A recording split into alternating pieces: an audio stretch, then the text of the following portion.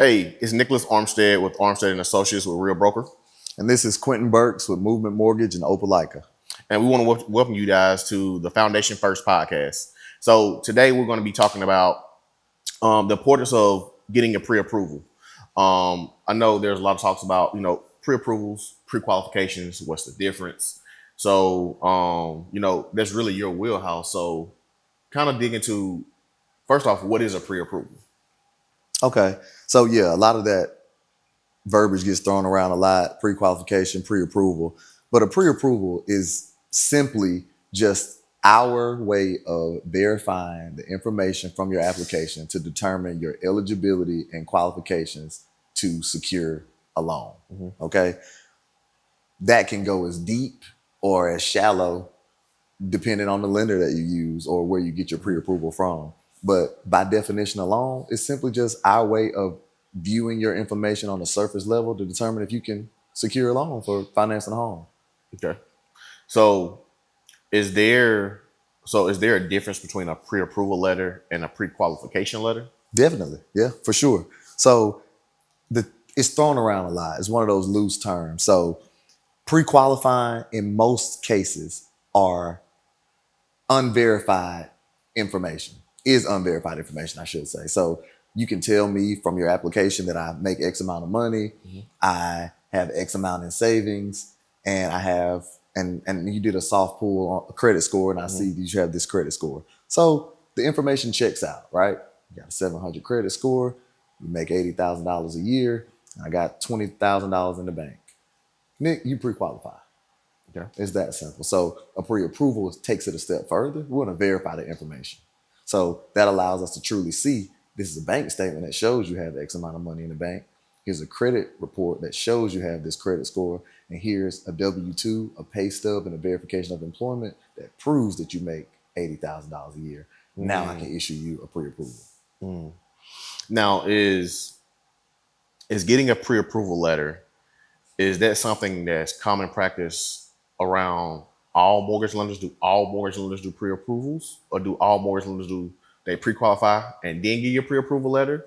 Or what do you see across the board when it comes to lenders? And then what is your process? So that's interesting. So I'm gonna answer your question, but I'm gonna toss it back to you a little bit. So all mortgage lenders should do a pre-qualification or a pre-approval, because people like you won't like them very much when you take your guy out to go look at this house and they love it, the wife love it, the kids love it, to find out that they don't qualify for quite as much, or there's a gap. You know what I mean? So that should be a common practice. It'll eliminate a lot of, back and forth and frustration on your part, on their part. So it should definitely be done up front. So I'm gonna toss it back to you. So when somebody comes to you without a pre-approval letter, I mean, I've been on my job for years, Nick. I make $80,000 a year.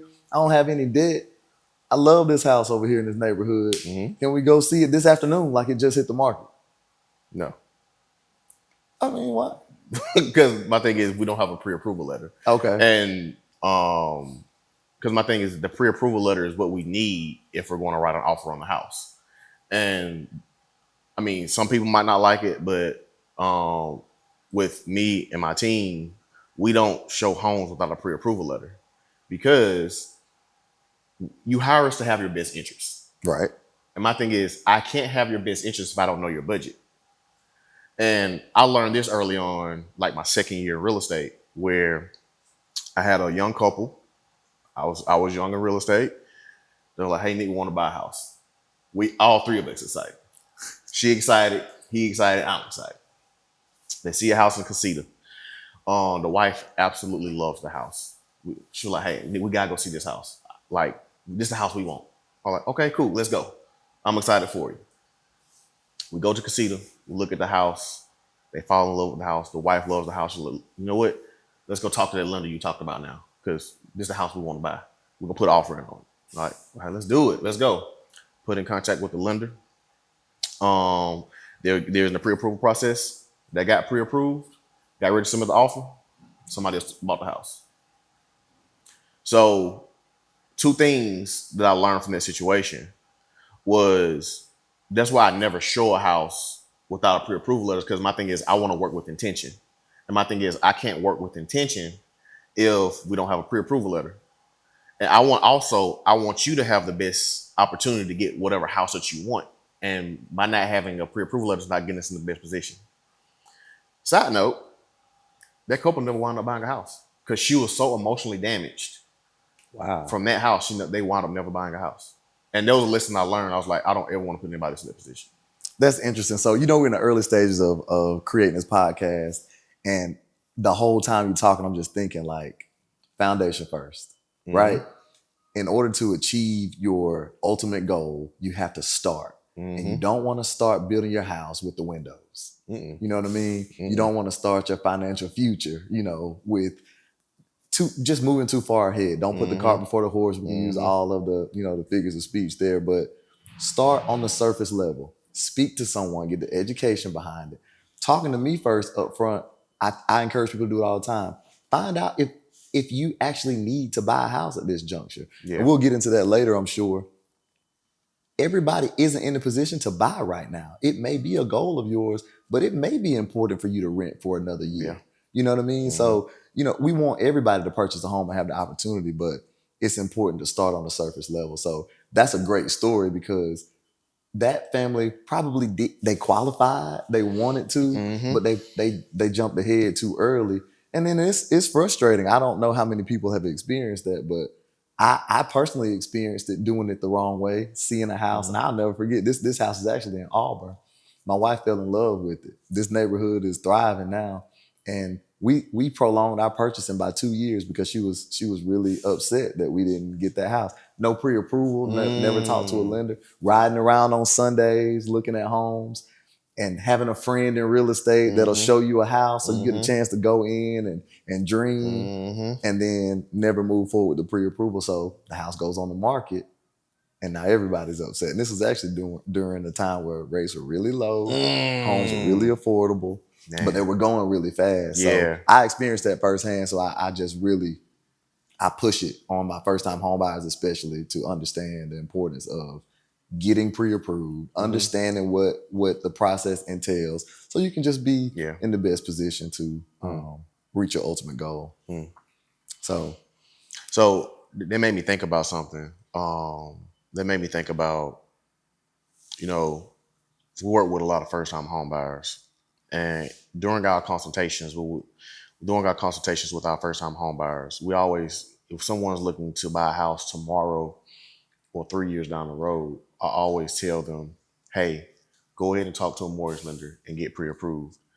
So from your standpoint of a mortgage lender, why is that important to where even if they're looking to buy a house tomorrow or even 3 years down the road, why is it important for them to come talk to a mortgage lender, come talk to you, come talk to your team that early in the process? You have to know where you are. And a lot of things changes in our world, right? A lot. So it's important to know where you are because everybody's situation is a little bit different. What brings people to the market is a lot of times it's news. Oh, interest rates are dropping, home prices are decreasing, incentives are great. There's a new neighborhood coming. If those are the things that drive you to the market, it may not be your time. So just come when you're ready.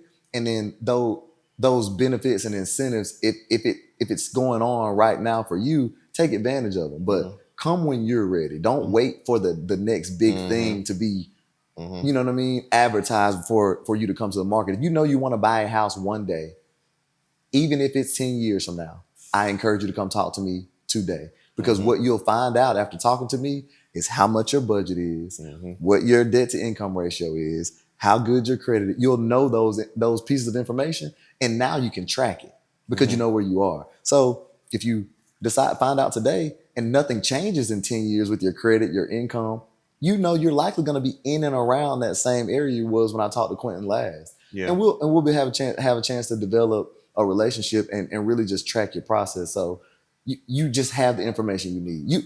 You can build a foundation 10 years early. Yeah.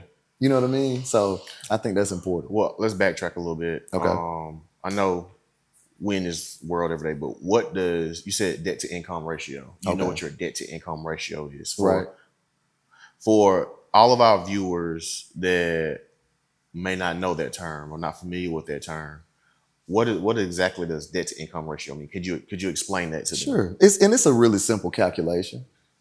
Your total amount of income divided by your total amount of debt.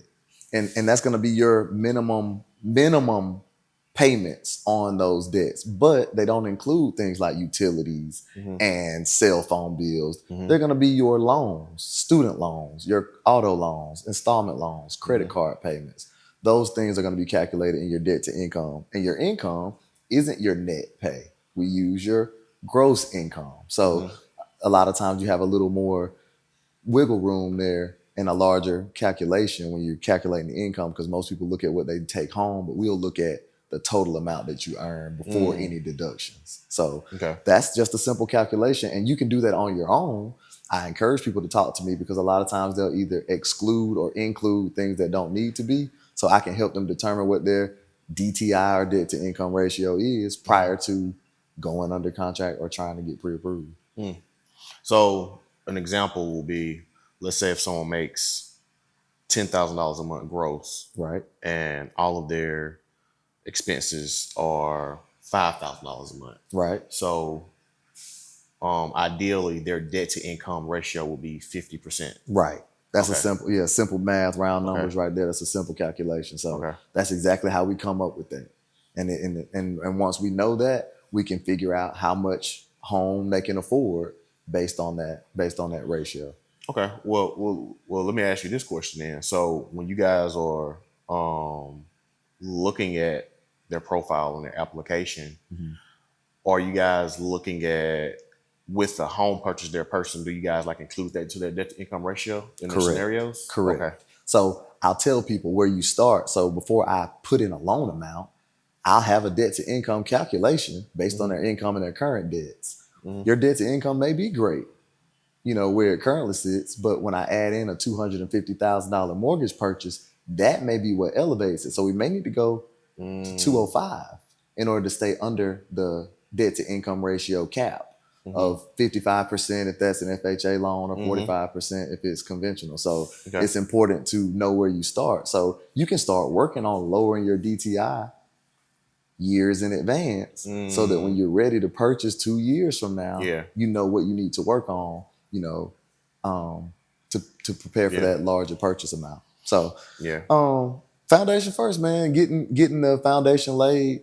And I want to encourage everybody that listens and follows us, don't be intimidated by what's going on, Yeah. and all the things that you hear. Find out where you are, get the information you need, and connect with people here that are in this community that's going to be able to guide you through and help you achieve your goal, man. So I know we're probably going to be wrapping up soon, but so going back to this whole getting pre-approved first, do you feel like you've been able to do some of your best work for the people that are better educated, or do you prefer to be the educator, when it comes to a first-time home buyer? Like, does that question make sense? Yeah. So I would say it's a mix.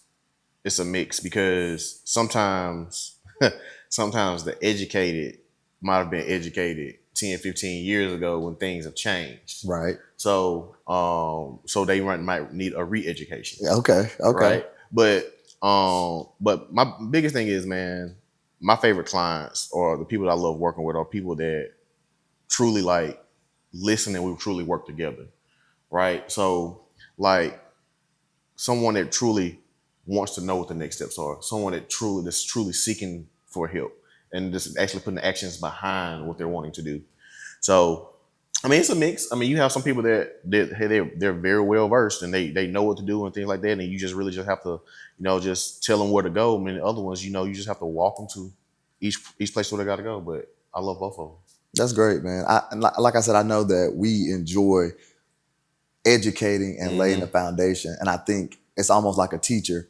They probably love the students that are eager to learn, but willing to take information as well. Like, you got your well-versed students, the ones that know things or have been exposed to things, but still understand that this is the educator. So I can always learn more from listening than I can, from the things that I already know. So I enjoy both, but my favorite will probably be the ones that don't know much. Yeah. just so we can have genuine, open dialogue about what I know. Yeah. Okay. I mean, it kind of goes back to like sports, right? Okay. Like, think about LeBron James. I mean, to some he might not be, but I mean, he's one of the best to ever play the game. True. You know, and at the end of the day, with it having the IQ that he has, and the amount of talent he has, he still has a coach, and Correct. he still listens to the coach. So if LeBron James or Tom Brady or whoever your favorite athlete, or if they have someone in their space and they're wanting to accomplish something and they have someone that they listen to, why wouldn't you? Right. That's true. And I think in our field, though, because it's pretty much easily break into, it's not real difficult to become a real estate agent or a mortgage lender. So with that being said, a lot of people don't want to take our advice a lot of times because the information is so readily available. But the experience and what we know and what we've gone through help us guide people better in that way. So I think it's important to deal with those people that, like I said, are open to taking information.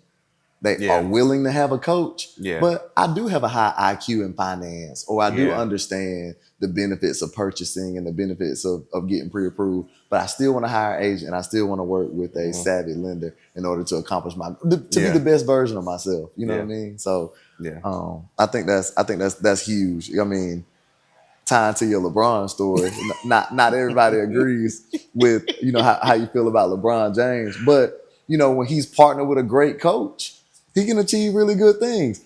He'll still achieve even if his coach isn't good because he's well versed. You know what I mean? He's an incredible athlete, but you partner him with a great team and great people around him, and you know what I mean? He can win multiple championships. Okay, touche. Yeah. Well, I think to wrap things up, man, trying to kind of piggyback off that with, like I said, so I think with some people not wanting to listen, or people feel like,